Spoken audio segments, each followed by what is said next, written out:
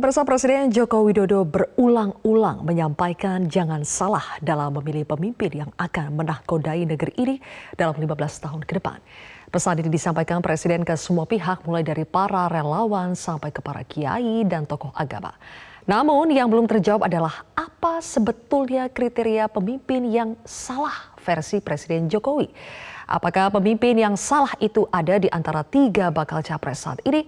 Saya akan mengulasnya bersama dengan Ketua Umum Projo Budi Aris Setiadi, juru bicara Anies Baswedan Sudirman Said, dan juga Direktur Eksekutif Indikator Politik Indonesia Burhanuddin Muhtadi. Selamat malam Mas Ari, Mas Dirman, dan juga Mas Burhan.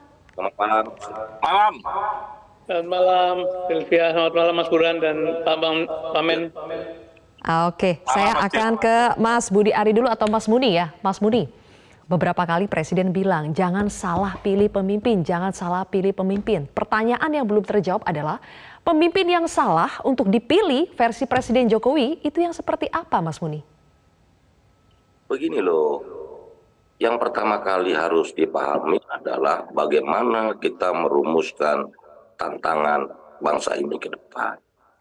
Jadi salah pilih itu ketika bukan merujuk pada satu atau figur tertentu, tetapi kepada bagaimana merumuskan tantangan bangsa ini ke depan sesuai dengan kondisi yang kita prediksikan maupun hal-hal yang sangat extraordinary atau luar biasa. Kita tahu ada beberapa isu penting soal geopolitik, ekonomi, dan juga ketidakpastian global yang tinggi, dan bagaimana bangsa ini memanfaatkan bonus demografinya untuk menggerakkan daya energi bangsa ini untuk menjadi negara maju. Karena penentuan Indonesia untuk menjadi negara maju ini dalam kurun waktu 13 tahun terakhir ini. Jika Indonesia tidak melompat, maka kita dalam sejarah kita akan dikenang sebagai bangsa yang terus terjebak dalam middle income trap. Nah, inilah yang disebut oleh Pak Presiden bagaimana membawa perdebatan gagasan pada Pilpres 2024 mendatang ini adalah bagaimana merumuskan dan menjawab tantangan-tantangan ke depan. Bagaimana merumuskan masalahnya dan bagaimana menjawab, memberikan solusi-solusi tentang tantangan yang dihadapi. Karena kalau dalam cara berpikir itu begitu merumuskan masalahnya salah, pasti kesimpulannya salah, plannya pasti salah gitu. Oke, kalau menurut Mas Muni yang dimaksud Presiden itu lebih jangan sampai salah merumuskan masalah tantangan ke depan, begitu ya. Kalau Mas Dirman bagaimana melihatnya? Karena jelas sekali Presiden bukan bilang jangan salah merumuskan masalah, tapi jangan salah pilih pemimpin. Bagaimana Mas Dirman? Mas Burhan atau saya sendiri duluan? Mas Dirman, silakan. Oke. Terima kasih Sylvia. Jadi saya kira peringatan yang baik dari seorang kepala negara bahwa karena negara ini besar, negara ini potensinya sangat baik menjadi negara besar, negara kuat, maka memang betul sekali jangan salah memilih pemimpin. Dan waktunya tepat karena kan menjelang pemilu ya. Yang bisa kita jadikan pegangan gampang saja. Kalau misalnya kita mengacu pada Undang-Undang Dasar ya, yang normatif seperti bertakwa kepada Tuhan Yang Maha Esa, artinya orang itu harus cukup punya hidup beragama yang baik, gitu. Kemudian menjadi warga negara yang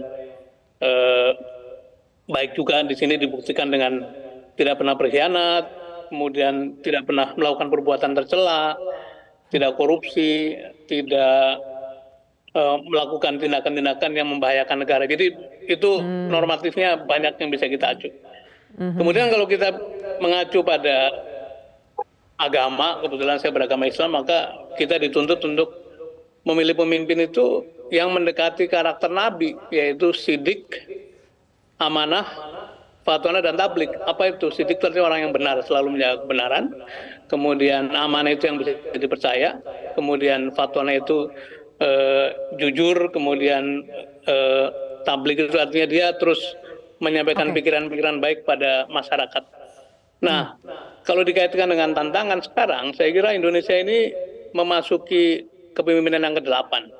Dan menurut pandangan saya, yang harus dicari adalah seorang pemimpin yang punya wawasan sejarah cukup baik, kemudian wawasan global cukup baik, dan itu artinya harus orang yang punya pendidikan baik formal maupun informal yang cukup baik, supaya bisa membungkus seluruh keberhasilan, merangkai semua hal-hal yang baik yang sudah kita capai, kemudian menjadikannya basis bagi lompatan kita ke depan. Dan benar sekali bahwa kita perlu lompatan karena sebetulnya banyak potensi-potensi yang kita tidak urus dengan baik. Nah, apa masalah-masalah kita? Masalah kita adalah menurut sejumlah survei, itu dari mulai lapangan kerja yang sifatnya ke arah kehidupan nyata masyarakat, kemudian peranata hukum, lemahnya penegakan hukum, korupsi, tata kelola, hal-hal yang sifatnya soft. Jadi kita memerlukan penguatan dari segi soft infrastructure.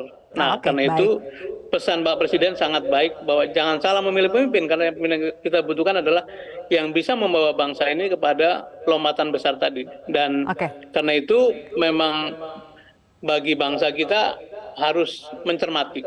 Yang tidak boleh terjadi adalah kalau boleh saya teruskan sedikit, kalau ciri-ciri pemimpin itu disederhanakan, misalnya soal rambut, soal kerut, yang tidak punya standar yang normatif, yang bisa menjadi capaian bagi generasi muda. Apalagi kalau ditafsirkan sebagai pemimpin yang baik adalah yang saya endorse, itu menurut saya bukan sesuatu yang kita kendaki, karena demokrasi kita memberikan ruang bagi begitu banyak orang, terutama orang-orang punya kualitas untuk masuk ke dalam jalur kepemimpinan nasional. Itu barangkali respon saya sementara ini. Baik, Mas Dirman.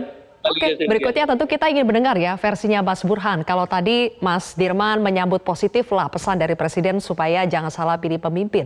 Tapi apakah jangan salah pilih pemimpin versi Presiden Jokowi kriterianya seperti apa? Kan kita belum pernah dengar ya, Mas Burhan. Apakah itu berarti Presiden ini sedang menyasar kandidat tertentu? Kita akan ulas lebih jauh pemirsa sesaat lagi.